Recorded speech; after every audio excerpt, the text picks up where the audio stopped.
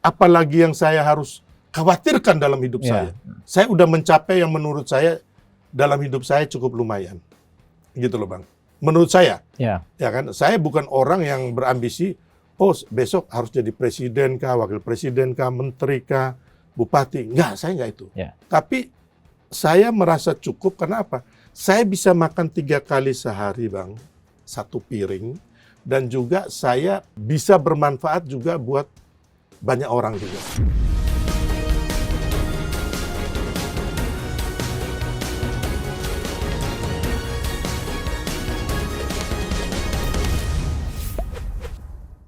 Ya, saya orang yang meminta Pak Jokowi melapor ke Polda itu saya, Bang. Oh, jadi abang ini yang lapor apa nih Bang? Persoalan apa nih Bang? Persoalan si Roy Suryo CS kan, TPUA. Jadi Bang Sylvester lah yang kemudian mengojok-ojok Pak Jokowi supaya Pak Jokowi bikin laporan. Iya, karena saya juga... Gimana ceritanya tuh Bang? Kita sambung lagi nggak apa-apa. Jadi gini, waktu itu kan mereka-mereka ini yang penuding ijazah palsu, Roy Suryo CS, tim TPUA, Fadila, ada si perempuan itu, siapa namanya, ya lupa lah saya.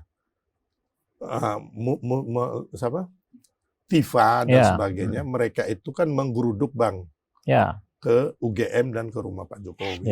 Ke UGM dan ke rumahnya Pak Jokowi di Kota Solo. Ya, waktu itu kan saya pernah podcast di Unpacking sama Pak Budius Ma'ruf.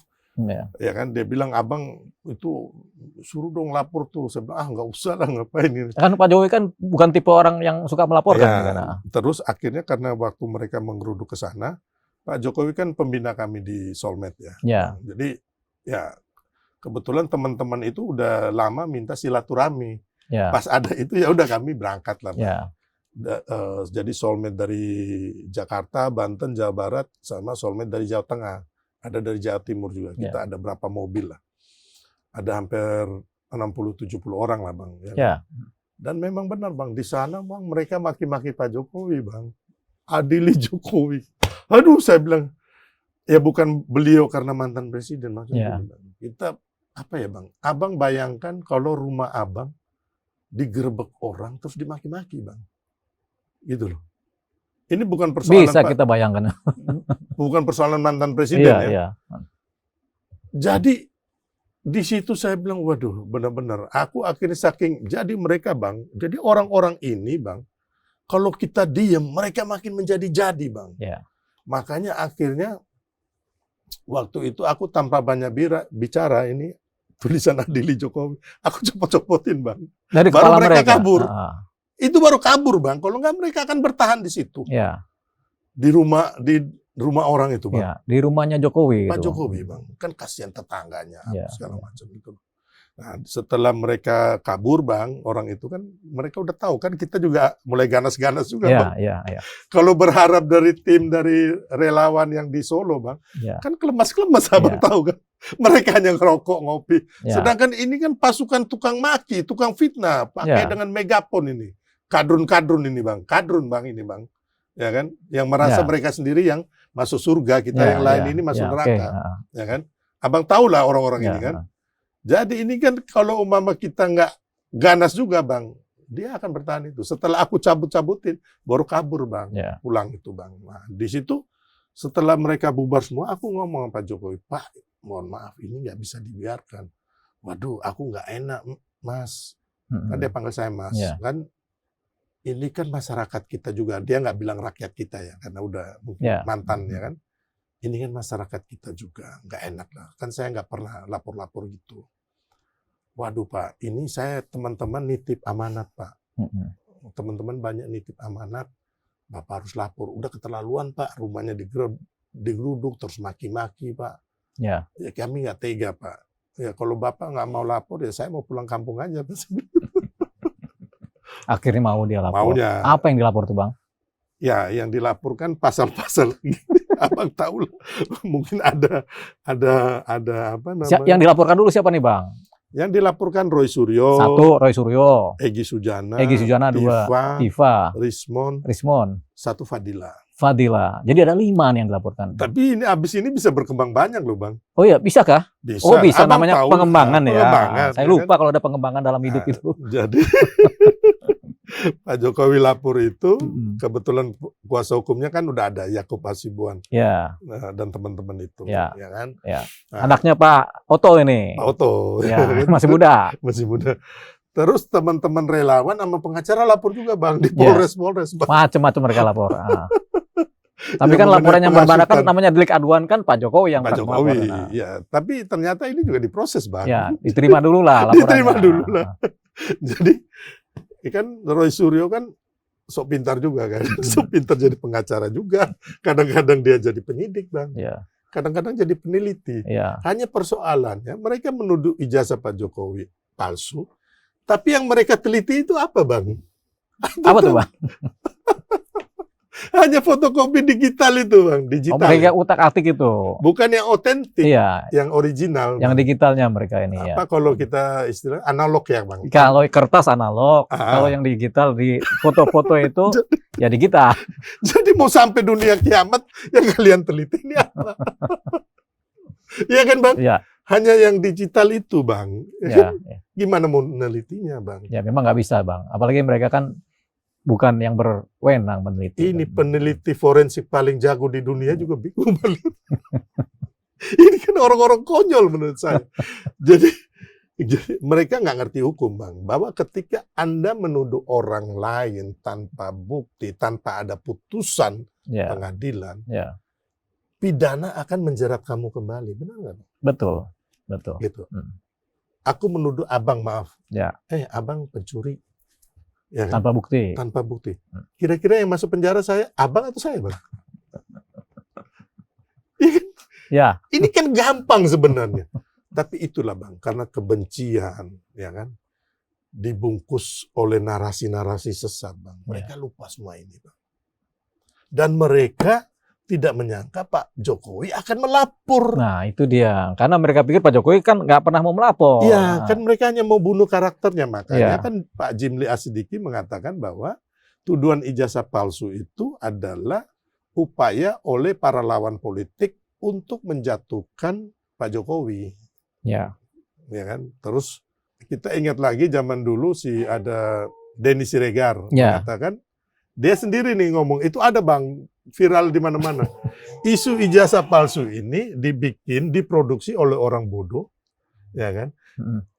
Terus diviralkan oleh orang bodoh dan dinikmati oleh orang bodoh juga. Jadi intinya itu Bang. Jadi kembali lagi saya bilang tadi, Bang, isu-isu ini Bang, ya kan? Ini kekonyolan mereka gitu loh, Bang. Ya kan? Yang saya bilang tadi, Anda menuduh orang, tapi Anda nggak punya buktinya. Ini kan gampang, Bang, dijerat. Bukan kita ini paranormal kah? Ya, ini kan hukum sederhana ini kan. Sederhana banget gitu loh. Yang saya lihat tadi, kenapa orang-orang ini jadi konyol gitu loh, Bang. Ya kan? Nah, saya bilang, makanya saya dari awal memprediksi bahwa tuduhan ijazah palsu ini akan gugur sendirinya, Bang. Dengan sendirinya. Tapi kan? Pencemaran nama baik, penghasutan dan lain-lain akan berjalan ke persidangan. Akan berjalan. Yang saya bilang tadi, Bang, saya memprediksi dari awal bahwa pastinya, Bang, ada tersangka. Ya, sudah pasti ada itu. Terdakwa. Ya. Dan ada narapidananya yang tentunya akan bertempat tinggal di jeruji bersama. Ini beneran loh. Ya, ini brainstorming. Jadi intinya, saya dari awal, saya sering di podcast atau di media, saya katakan bahwa Dumas laporan mereka, Dumas mengenai tuduhan ijazah palsu oleh TPU ini Bang, oleh Egy Sujana, Fadila dan sebagainya, pasti akan kandas Bang. Ya. Gitu loh. Kan sudah kandas kan, SP3 kan. Dari awal sudah SP2 lead namanya itu ya. Ya, SP2 lead, ya kan. Terus yang kedua Bang, gugatan di PN Surakarta dan PN Sleman itu akan bernasib sama dengan dulu pernah ada gugatan 2-3 tahun lalu Bang, di PN Jakarta Pusat dan Surakarta mengenai ijazah palsu juga Bang. Ya, kandas juga. Kandas juga. NO Bang, ditolak. Nah, ini kan kemarin udah satu yang berarti, Surakarta. Betul. Ya kan. Yang saya bilang sama Roy Suryo CS, siapkan, hadapi, ya kan.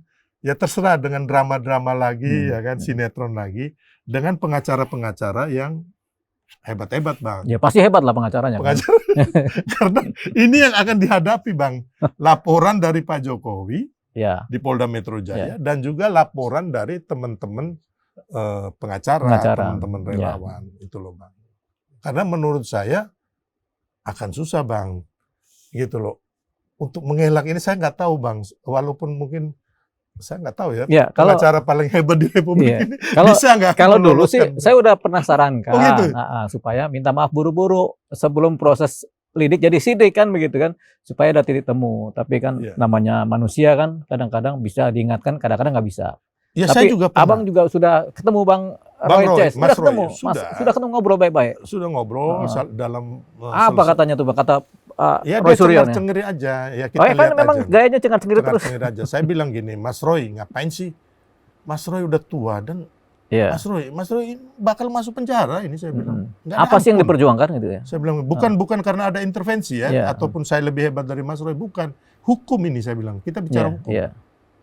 Dan dia hanya tengah kita lihat aja. Ya kan udah pengalaman kan, Bang, di penjara juga kan? Ya dia senang kali. Mungkin. Ya kan, senang kali. Tapi mudah-mudahan ada pengacara hebat yang bisa membela mereka. Ya, kita berharap aja ada pengacara hebat ya. Dan konyolnya lagi, Bang. Ini tapi konyol ini, Bang. Hebat tapi konyol. Sudah konyol, ini ada konyol lagi, Bang. Apa lagi lebih konyol lagi? Kalau menurut saya tukang bohong menipu tukang bohong juga. Nah, ini ceritanya gimana? Jadi, Bang, tuduhan ijazah palsu ini kan awalnya mereka mengatakan bahwa ijazah yang dipalsukan ini dilakukan oleh UGM. Ya kan? Waktu Pak Jokowi mau nyalon jadi wali kota. Berarti sebelum 2005, Bang. Jadi dipalsukan sebelum 2005 kan? Oleh UGM. Satu. Tiba-tiba kemarin entah datang dari mana namanya Bitor Suryadi, Bang. Ya, siapa itu, Bang? Bitor Suryadi. Biator itu kan? Biator. Teman saya juga. Oh, teman Abang. Bukan temannya Roy. Roy nggak kenal. Kenapa bisa teman Abang belot itu? Nggak, jadi dulu itu Bitor ini akan melakukan apapun untuk sesuatu, Bang. Untuk uang. Ya, atau macam-macam lah. Bisa mengartikan itu, tapi saya pernah ngasih dia duit, Bang. Itu benar itu. Ya, gimana tuh cerita tentang Bitor itu, Bang? Jadi Bitor ini dulu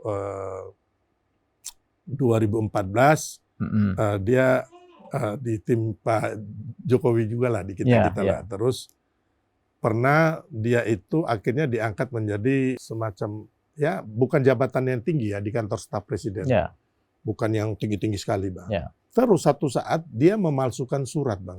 Oh, pernah itu kalau kita buka di Google, Tempo pernah muat itu. Cerita tentang pemalsuan surat oleh seorang Bitor. Ada laporan polisinya itu, Bang? Enggak. Tapi pernah ini muat di media. Gitu. Jadi intinya bahwa Bitor ini membuat surat pakai kop surat kantor staf presiden, gitu loh, Bang. Dan di situ tanpa sepengetahuan kepala KSP-nya Pak Luhut ataupun deputi-deputinya, gitu loh. Jadi dia sebenarnya anak buah yang paling bawah lah, kawan ini. Terus akhirnya ketahuan, akhirnya dia dinonaktifkan, tapi nggak dikeluarkan. Terus setelah itu kan dia nggak ada ruangan bersama teman-teman, memang ruangannya bareng teman-teman kan. Ada satu gudang di belakang, ada teleponnya. Jadi dia ajak saya, dia bilang, "Bro, saya ke sana." Teleponnya, "Kita bisa pakai nih ini ruangan. Nanti kita telepon pengusaha-pengusaha dari sini." Bitor itu. Tiba-tiba kemarin Bitor muncul mengatakan bahwa ijazah palsu ini bukan hanya ijazah, Bang. Terus kayak SKCK, terus surat kesehatan untuk nyalon gubernur itu, Bang, itu dipalsukan di Pasar Pramuka tahun 2012 menjelang pencalonan Pak Jokowi di gubernur DKI. Dilakukan lah oleh namanya Pak Iman lah. Saya kenal semua, Bang, ini. Ada David lah, ada Widodo, ada Anggit. Orang ini pada ketawa semua, teman-teman saya. Jadi, Bang, sekarang ini ada 2 ijazah yang dipalsukan. Kalau kita mau lihat. Sebenarnya dari sini aja masalah ijazahnya udah selesai, Bang. Ya kan? Sebenarnya kan yang pertama itu kalau kita bilang selesai karena apa? UGM sudah mengakui asli. Yang kedua Mabes Polri mengatakan asli. Selesai kan? Tapi ditambah lagi, Bang, bahwa ada 2 ijazah yang dipalsukan. Yaitu yang 2005 oleh UGM dan 2012 oleh Pasar Pramuka. Itu kata si Bitor. Ya kan intinya itu, Ditor kan ngomong yang ini, berarti kan kita menyimpulkan Bang, bahwa ada 2 ijazah yang dipalsukan. Jadi alangkah konyolnya, kenapa nggak pakai ijazah yang dari tahun 2005 ini Bang? Tinggal copy paste kan, tinggal masukin. Gitu loh Bang, jadi terus yang lebih konyol lagi Bang, makanya saya bilang selesai, berarti kan ijazah asli itu ada di tangan Pak Jokowi Bang. Betul. Ya kan? Yang kemarin dibawa ke Bareskrim untuk uji lapor itu Bang, yang dikatakan identik dengan 3 ijazah asli Pak Jokowi. Terus selama ini yang kalian teliti itu apa? Abang sebagai orang hukum lah, coba gimana? Nah, ini kita nggak tahu apa yang mereka teliti. Soalnya kan abang aja bingung kan? Ya kita bingung Bang, tapi kita tahu. Dalam kebingungan kita tahu sebenarnya apa sih yang terjadi kan. Nah, jadi kembali lagi sebenarnya menurut saya kalau isu ijazah palsu ini selesai. Termasuk isu pemaksulan, ya kan? Selesai. Kalau kalian mau, ya intinya menurut saya, udahlah, mau ngomong apa lagi Bang? Udah selesai dua-duanya, ya kan? Yang sekarang yang harus dihadapin adalah kasus pidana mereka-mereka ini di Polda Metro Jaya, Bang. Udah naik sidik. Iya, naik sidik. Ini sebenarnya jadi tontonan hiburan yang menarik ya, Bang? Ya. Kalau berepisode ini kan. Makanya aku bilang tadi bahwa kita ini sekarang ini saya juga santai Bang. Gitu loh. Ngapain saya mau ribut-ribut dan sebagainya, juga masyarakat ya kan, persoalan sama saya Sunarko ya dari dia aja. Gitu. Kalau saya juga, kalau kalian sudah tidak mau revolusi terus mengadu domba bangsa ini, saya juga selesai kok. Gampang aja ya kan. Isu ijazah palsu ini tinggal mereka gitu loh Bang. Tapi saya nggak tahu udah masuk sidik gini apakah masih bisa gitu Bang damai ya kan. Begini, sebenarnya masuk sidik pun masih bisa damai, masih damai. Nanti kalau pas sudah sidang baru nggak bisa kan. Baru nggak bisa. Tapi mungkin yang satu nggak mau minta maaf, ya kan, karena gengsi. Yang satu lagi udahlah kan begitu kan, mereka nggak mau minta maaf, berarti jalan terus kan begitu. Jadi kita Egy Sujana udah buang badan ya. Kan walaupun buang badannya tetap ada di sini Bang, sebagai pelapor kan gitu. Jadi ya kalau kita bilang sih sebenarnya ya terlambat ya. Makanya ini sayang sekali ya ada anak bangsa yang karena kebenciannya kemudian membuat mereka sendiri masuk ke dalam penjara ya. Kita bisa prediksi karena kita kan pengacara, ahli hukum kan, kita kan, abang kan juga paham kan, jadi bukan paranormal gitu. Bukan paranormal. Jadi kita bisa prediksi ini pasti ada yang masuk penjara nih. Nah, ini berat ini kan. Dan penjara itu 1-2 hari aja kita ogah Bang. Ini sampai 4 tahun, 5 tahun, 6 tahun, 7 tahun. Itu lama. Kemarin kan Egy Sujana udah nakut-nakutin tuh. Oh bukan, itu dia nggak nakutin, dia fakta Bang. Karena dia udah pernah masuk, pernah di penjara kan. Nanti ada tikus-tikus keluar itu. Rismon nanti ada tikus-tikus keluar itu ya kan. Iya itu. Itu bukan nakut-nakutin, dia cerita apa adanya itu. Kalau Roy Suryo udah pernah katanya. Sama. Tapi kan itu cetek-cetek kan. Ini kan agak panjangan nih Bang, gitu. Oke, terlepas dari semua ceritanya Bang Sylvester Matutina, jadi kita banyak mengetahui apa-apa yang terjadi ya. Kemudian memang Pak Sylvester ini memang sudah lama punya hubungan khusus dengan Pak Jokowi, baik dengan Pak Jokowi, dengan Gibran maupun dengan Pak Prabowo. Dan cita-citanya memang merah putih ya. Begitu. Jadi ini juga patut kita apresiasi. Jadi Pak Sylvester ini sudah banyak menceritakan banyak hal yang cenderung lengkap gini, ya. Bang, saya lakukan ini semata-mata untuk bangsa saya, untuk merah putih, untuk NKRI, untuk anak cucu kita, ya kan? Tidak ada saya satu untuk proyek, karena menurut saya sih dengan keadaan saya sekarang sih udah cukup Bang. Untuk jabatan juga enggak, ya kan? Hanya karena saya buktikan selama 10 tahun, 12 tahun lah dengan Pak Jokowi saya nggak pernah minta jabatan, dikasih pun saya tolak. Hanya kemarin Pak Prabowo minta saya untuk bantu di salah satu BUMN karena ini perintah saya terima untuk swasembada pangan. Intinya itu. Dan memang yang saya lakukan kayak bukan saya mau menghancurkan orang ataupun menghina orang, tapi saya memperingatkan bahwa kalian yang senior-senior ini harusnya berbuat baik buat NKRI, buat Merah Putih. Seharusnya. Bukan malah mengadu domba. Intinya itu aja. Ya itu tadi disampaikan oleh Pak Sylvester, Bang Sylvester Matutina sebagai Ketua solidaritas merah putih dan memang adalah penyokong pendukung wakil ketua tim kampanye nasional Prabowo Gibran. Jadi wajar ya Bang ya. Ya Abang tetap merah putih ya. Kita juga merah putih kan. Begitu. Oke. Terima kasih. Jadi ini kita sudahi spesial interview yang mendalam ini, mendalam banget nih. Waktunya sampai 1 jam lebih ini kan. Kondang ini. Pengacara hebat yang merah putih juga. Ya, jadi buat pemirsa cumi-cumi.com demikianlah depth interview atau special interview yang mendalam dengan Bang Silvester Mahatutina. Walaupun diancam tetap merah putih Bang ya. Merah putih. Gitu. Walaupun mau dikasih jabatan oleh Jokowi tetap merah putih juga kan. Oke, itu tadi. Ya, jadi pemirsa kita ucapkan terima kasih sudah menonton. Mudah-mudahan di waktu berikutnya ada lagi special interview yang mendalam dari cumi-cumi.com. Terima kasih sudah menonton.